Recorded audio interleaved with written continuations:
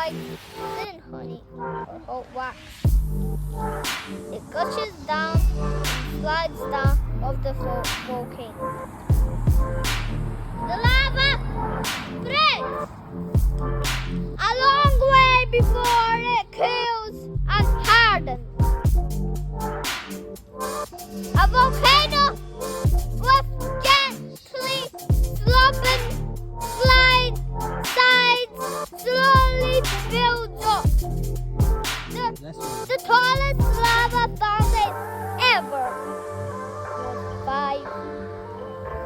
I got so lovely. We're gonna find an adventure.